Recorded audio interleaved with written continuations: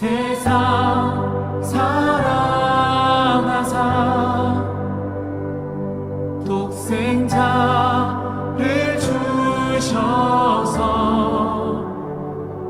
믿는 사람마다 멸망치 않고 영생을 얻게 하셨네.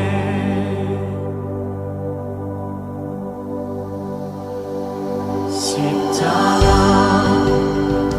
의지하니 주님만 의지하니 날 찾은 그의 사랑 날 구한 그의 사랑 세상 사랑하사 독생자를 주셔서 믿는 사람마다 멸망치 않고 영생을 얻게 하셨네. 주님 믿습니다. 주님을 기다리네. 주님을 기다리네. 주 말씀 기다리네. 주 은혜로 구원된 나 은혜로 자유하네. 세상 사랑하사 독생자를 주셔서 믿는 사람마다 멸망치 않고 영생을 얻게 하셨네.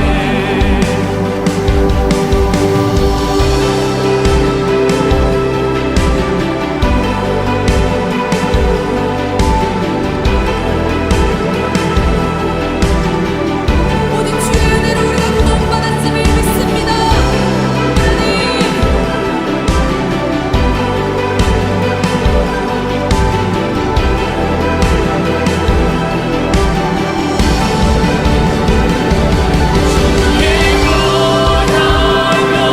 나는 자유해. 주 이름 영광 위하여 오직 주님께 모두 드리리.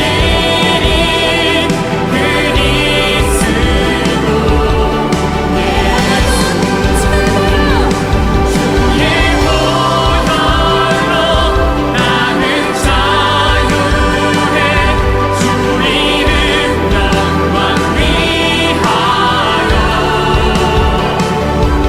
오직 주님께 모두 드리리.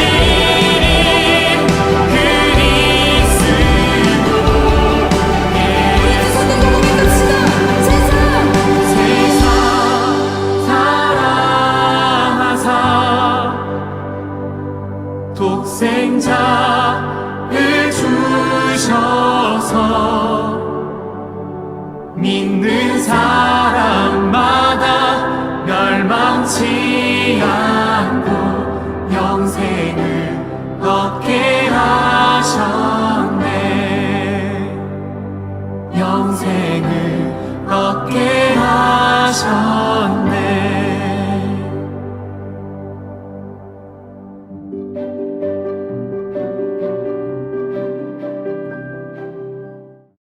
오늘의 말씀을 같이 읽겠습니다.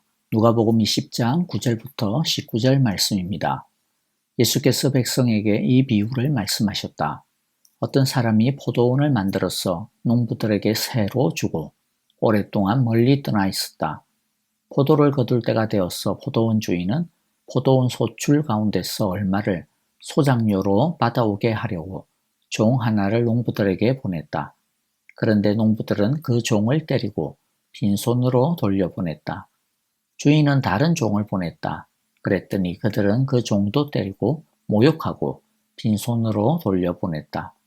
그래서 주인은 다시 세 번째 종을 보냈더니 그들은 이 종에게도 상처를 입혀서 내쫓았다.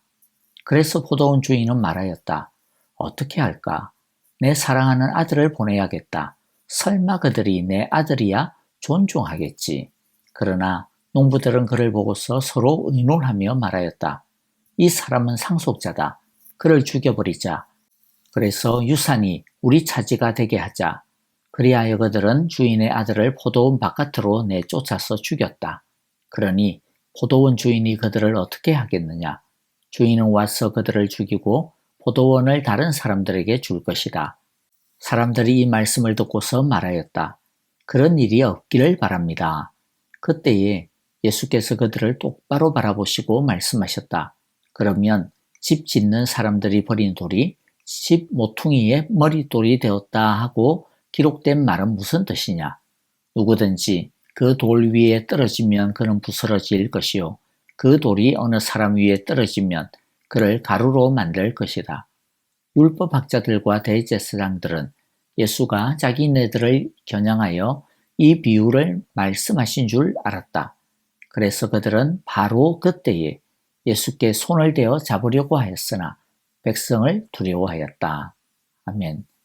예수님은 앞에서 자신이 어떤 권위를 가지고 있는지에 대해 알려주지 않겠다고 하고서는 이어지는 이 비유를 통해서는 자신이 누구로부터 보냄을 받았는지, 누구의 권위를 가지고 있는지, 자신이 누구인지에 대해 말씀해 주십니다.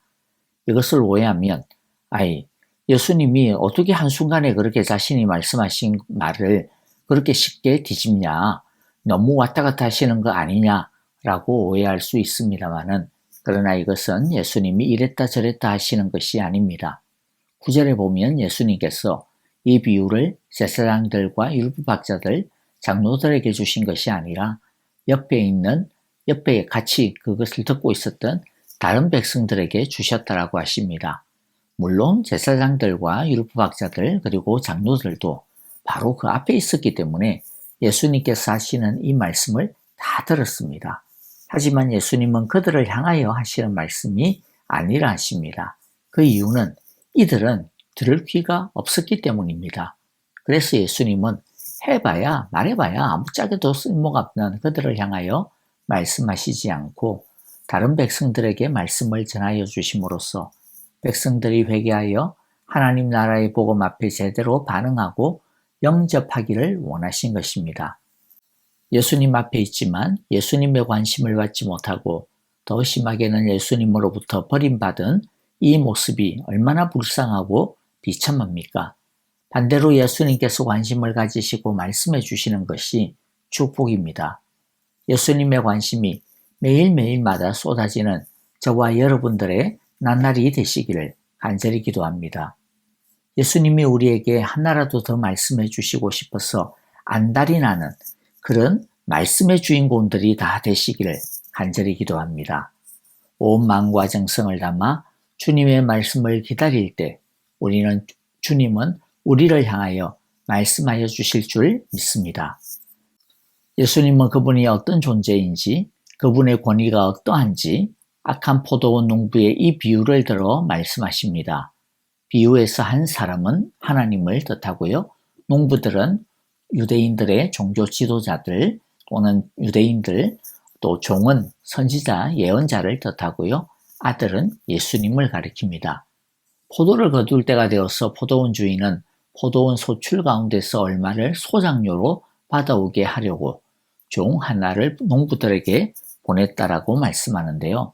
이 말씀은 하나님께서 이스라엘에게서 하나님의 백성다움의 열매, 하나님께서 이스라엘에게 맡기신 사명의 열매를 찾는다라는 것입니다. 하나님의 종, 즉 예언자들을 보내어서 말씀을 가르치고 훈계하였지만 이들은 하나님이 보내신 종들의 말을 듣기는커녕 도리어 그 종들을 때렸습니다.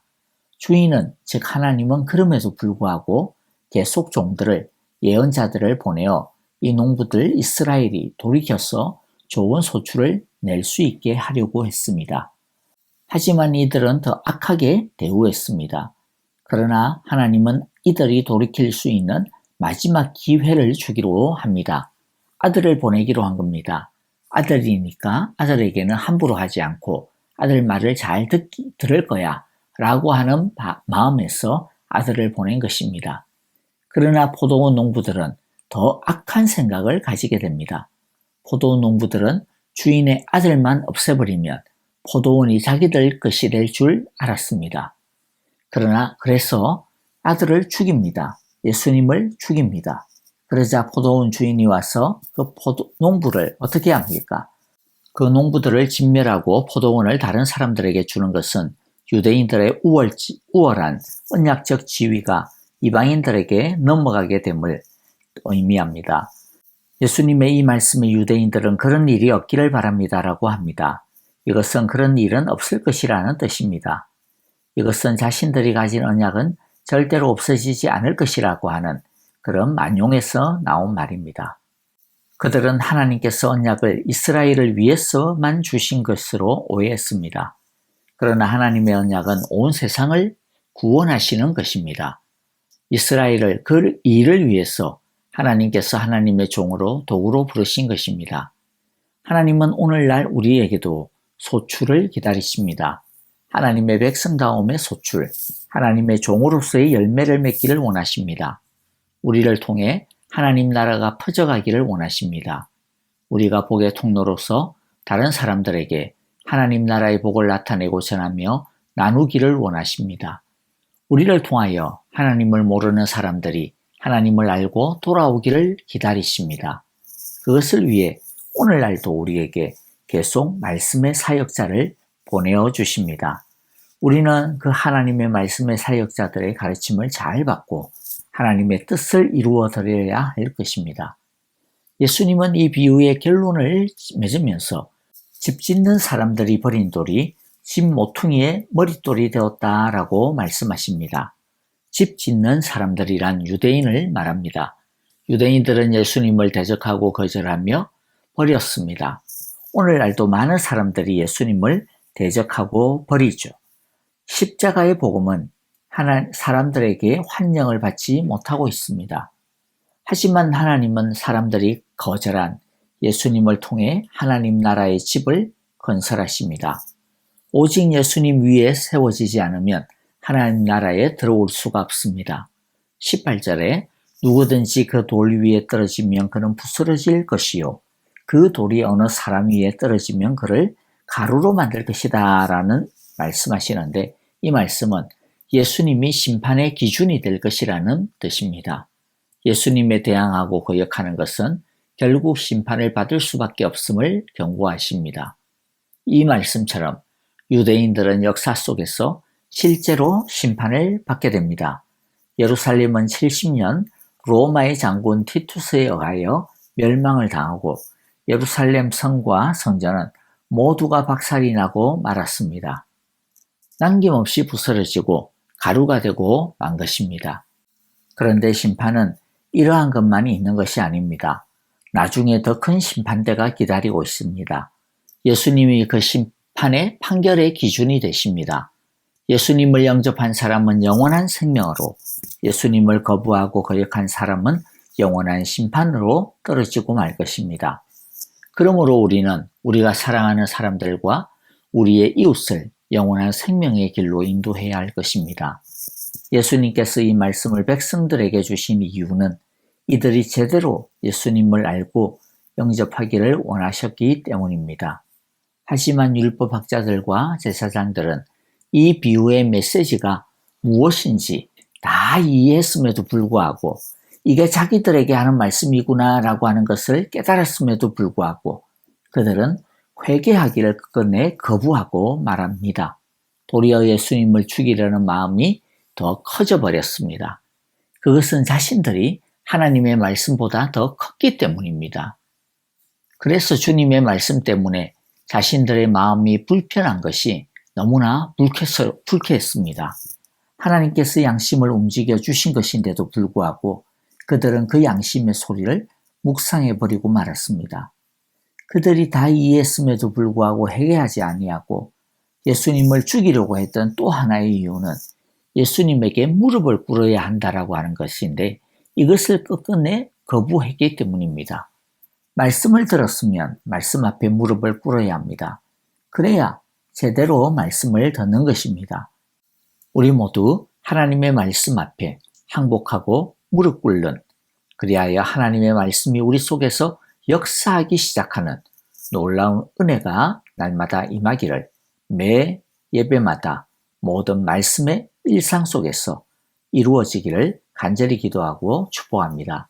말씀을 마무리합니다.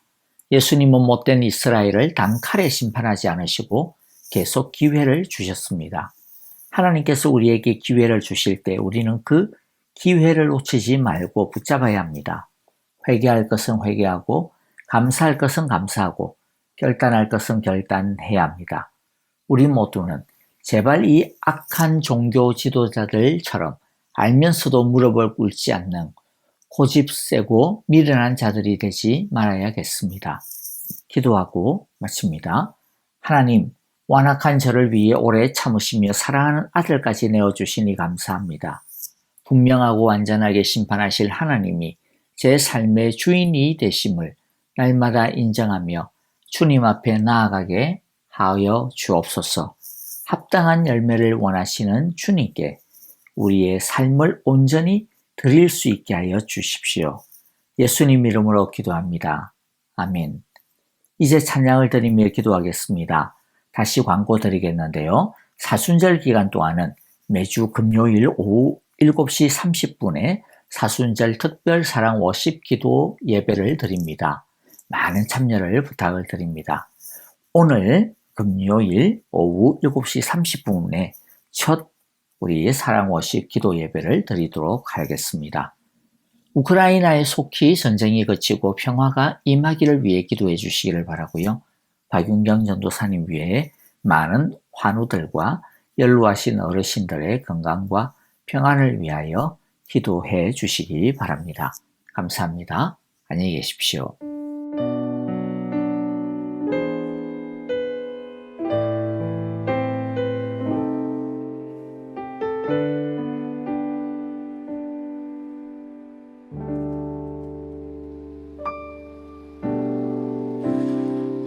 십자가를 참으신 어린 양 예수, 내 죄 씻어 주시고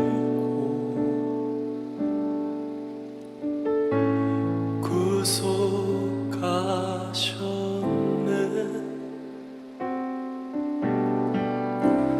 어둠을 물리치신 세상의 빛 예수, 영광의 빛 비추사 자유케 하시네.